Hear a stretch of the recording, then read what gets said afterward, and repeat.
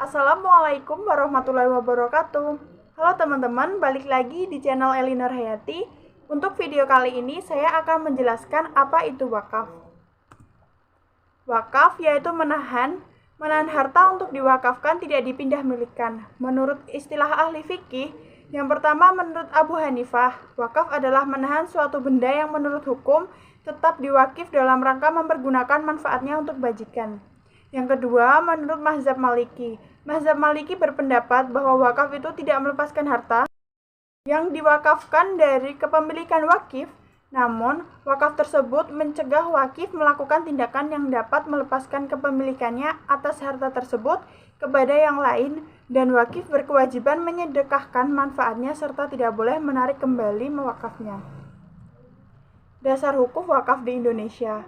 Daftar hukum wakaf di Indonesia merujuk pada Al-Quran dalam Quran Surat Al-Hajj ayat 77 dan Quran Surat Ali Imran ayat 92. Kemudian dituangkan dalam Peraturan Pemerintah Nomor 42 Tahun 2006 terkait pelaksanaan Undang-Undang Nomor 41 Tahun 2004 secara hukum positif wakaf. Dalam Undang-Undang Perwakafan membentuk Badan Wakaf Indonesia atau BWI yang bertugas sebagai lembaga negara independen dalam mengurus, mengelola, dan memajukan wakaf di Indonesia. Jenis-jenis wakaf. Yang pertama berdasarkan objeknya. Jenis wakaf pertama ini berdasarkan objek tujuan pemberi wakaf.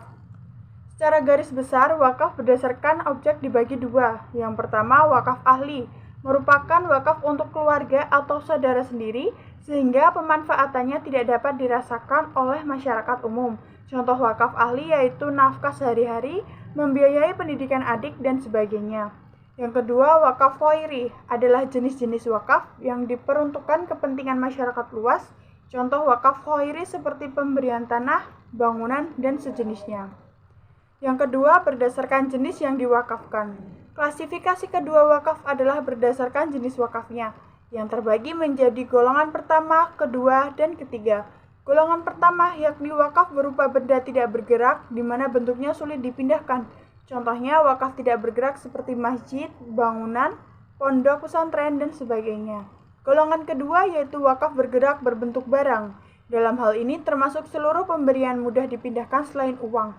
Contoh wakaf bergerak seperti bibit tanaman, surat berharga, air, peralatan, dan lainnya. Sementara itu golongan terakhir yakni benda bergerak berupa uang, baik tunai maupun non-tunai.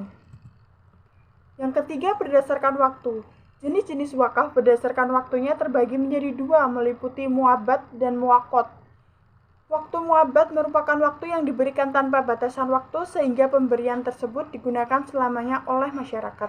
Contoh wakaf adalah masjid, fasilitas umum, dan sebagainya. Wakaf muwakot adalah wakaf dengan pemberian hak guna terbatas. Contoh wakaf muwakot misalnya bantuan pasokan makanan, uang konsumsi, dan sebagainya.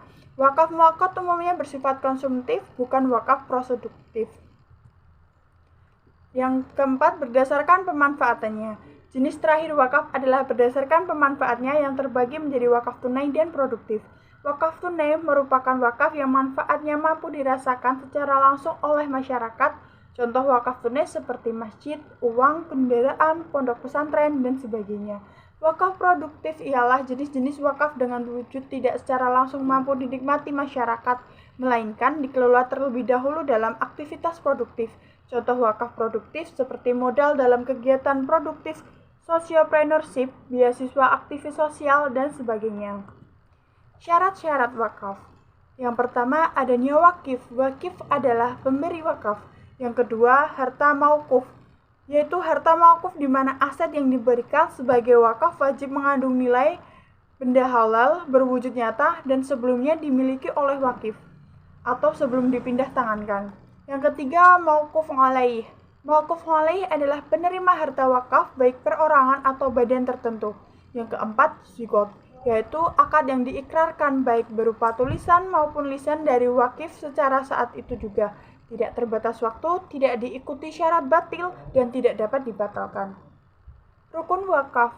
Yang pertama, pemberi wakaf menyerahkan benda yang diwakafkan setelah diisyaratkan memenuhi aturan. Yang kedua, wakaf diterima oleh penerima baik perorangan atau lembaga yang jelas. Yang ketiga, harta yang diwakafkan berwujud nyata dan tersedia saat akad dilaksanakan. Yang keempat, wakif mengikrarkan akad secara jelas dan lengkap sesuai keinginan wakafnya. Yang terakhir, harta wakaf mutlak menjadi milik masyarakat umum dan tidak dapat diklaim lagi sebagai milik pemberi wakaf. Sekian penjelasan sedikit tentang wakaf, ada kurangnya mohon maaf. Wassalamualaikum warahmatullahi wabarakatuh.